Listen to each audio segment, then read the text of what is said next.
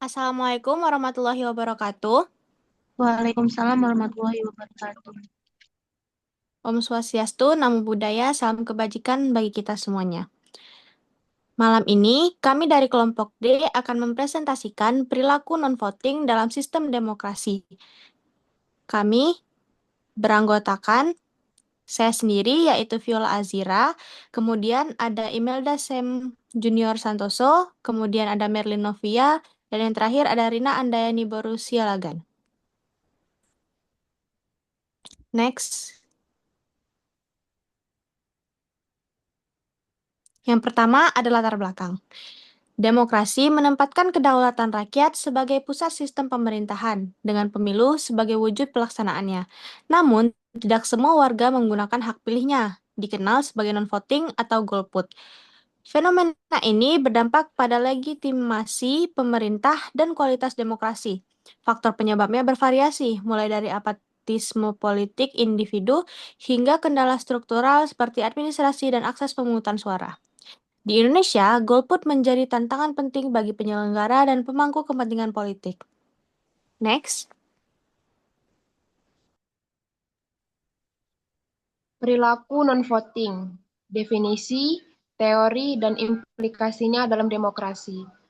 Perilaku non-voting atau golput adalah ketidakhadiran warga yang memilih hak pilih dalam pemilu, baik secara sadar atau abstain, maupun karena hambatan teknis atau non-participation. Teori perilaku memilih menjelaskan non-voting melalui 3 pendekatan. Yang pertama, sosiologis, yaitu faktor sosial seperti kelas dan agama memengaruhi partisipasi. Lalu psikologis, kurangnya ikatan emosional dengan partai atau kandidat menyebabkan apatisme. Yang ketiga, pilihan rasional, yaitu warga memilih jika manfaat lebih besar dari biaya. Non-voting terjadi bila sebaliknya. Partisipasi politik mencakup berbagai aktivitas warga, dengan pemilu sebagai bentuk partisipasi paling mendasar dan indikator kesehatan demokrasi. Legitimasi politik bergantung pada partisipasi pemilih. Tingginya non-voting mengancam pengakuan dan dukungan dari pemerintah yang terpilih. Next. Faktor-faktor penyebab perilaku non-voting. Yang pertama, faktor individual. Apatisme politik, ketidakpedulian dan rasa tidak percaya pada pengaruh suara. Lalu, pendidikan dan literasi politik. Pendidikan rendah menyebabkan pemahaman terbatas. Lalu, ada status sosial ekonomi. Fokus pada kebutuhan dasar, merasa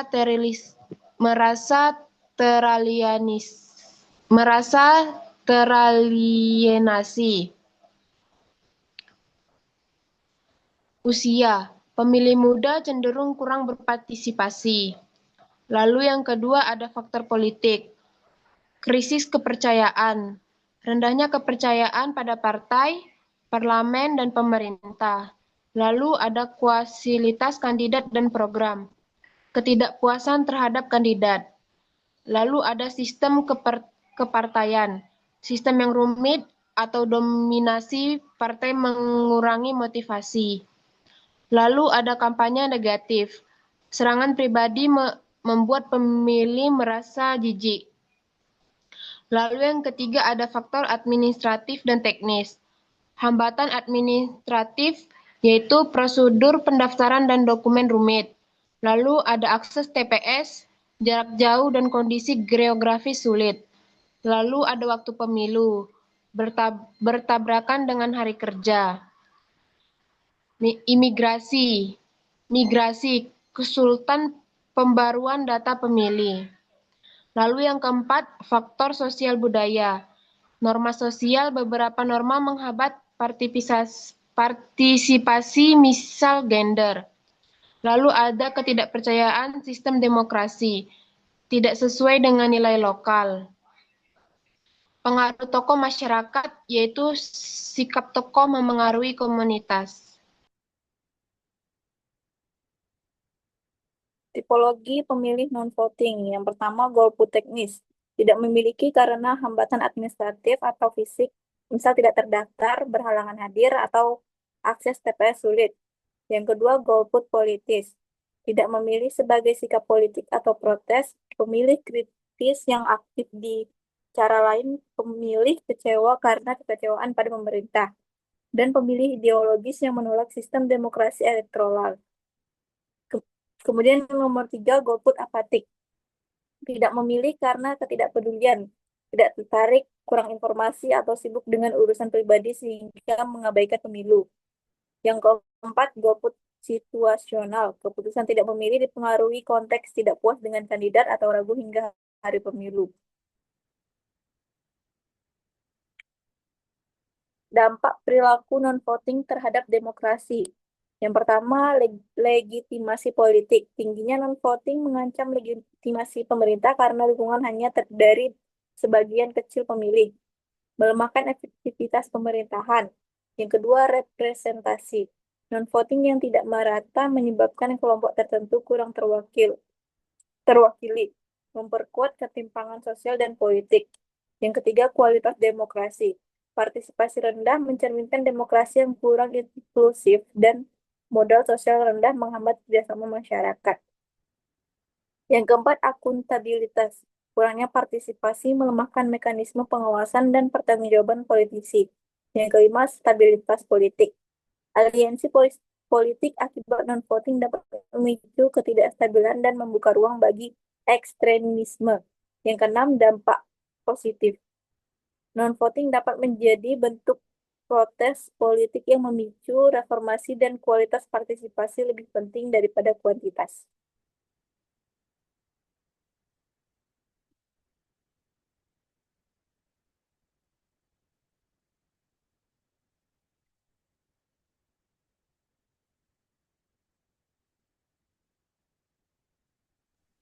Studi kasus perilaku non-voting di Indonesia.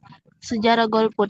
Golput muncul tahun 1971 sebagai protes politik di masa Orde Baru. Setelah reformasi 1998, golput jadi lebih kompleks karena kebebasan politik dan kekecewaan terhadap korupsi serta kualitas partai. Tren partisipasi pemilu. Pemilu legislatif 2004 84,1%, 2009 70,99%, 2014 75,11%, 2019 81,97%.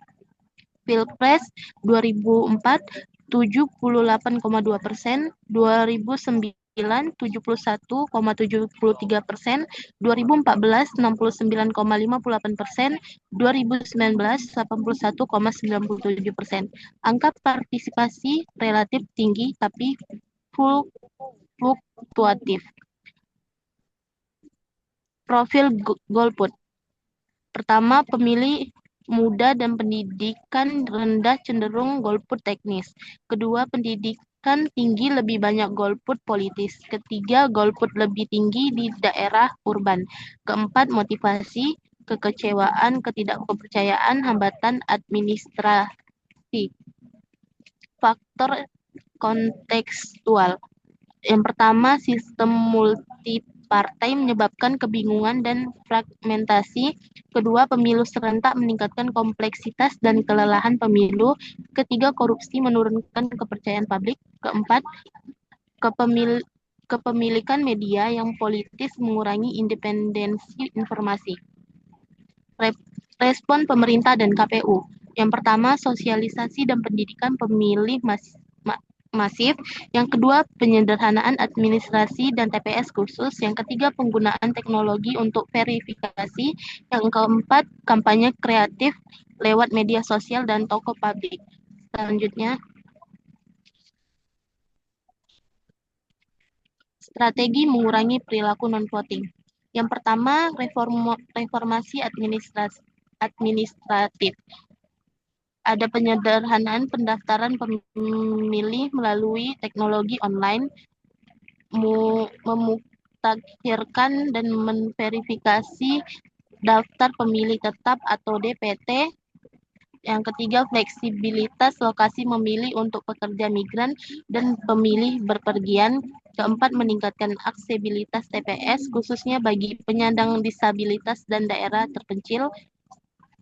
Selanjutnya, pendidikan politik dan literasi, yaitu ada integrasi pendidikan politik dalam kurikulum formal. Kedua, kampanye kesadaran menggunakan media kreatif. Ketiga, pelatihan bagi kelompok partisipasi rendah. Keempat, pemanfaatan media sosial untuk menjangkau pemilih. Yang ketiga, yaitu reformasi politik dan institusional, yaitu ada peningkatan kualitas dan transparansi politik partai politik. Yang kedua, sistem rekrutmen kandidat berbasis merit. Yang ketiga, pemberantasan korupsi dan penegakan hukum adil. Yang keempat, penyempurnaan sistem pemilu yang sederhana dan efisien. Yang keempat, pemanfaatan teknologi. Yang pertama, eksplorasi e-voting dan digital voting yang aman. Yang kedua, pengembangan aplikasi mobile informasi pemilu. Yang ketiga, sistem informasi pemilu terintegrasi antar lembaga. Yang kelima, pendekatan komunitas dan partisipatif, yaitu ada pelibatan tokoh masyarakat dan influencer. Yang kedua, program door to door memberikan informasi dan motivasi. Yang ketiga, from diskusi publik antara kandidat dan pemilih. Yang keempat, pemberdayaan relawan sebagai fasilitator partisipasi.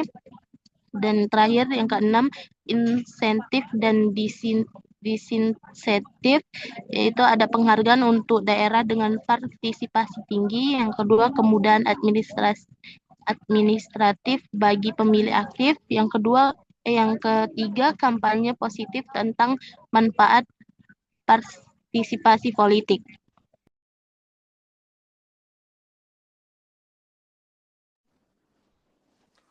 Kesimpulannya, perilaku non-voting dalam sistem demokrasi merupakan fenomena yang kompleks dan dipengaruhi oleh berbagai faktor, seperti apatisme individu, krisis kepercayaan politik, hambatan administratif, dan pengaruh sosial budaya.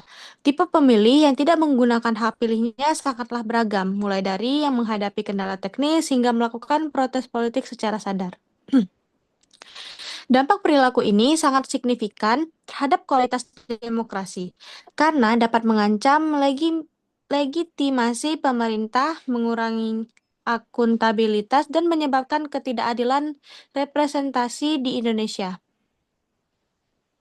Di Indonesia, non-voting mencerminkan dinamika politik historis yang unik dan fluktuatif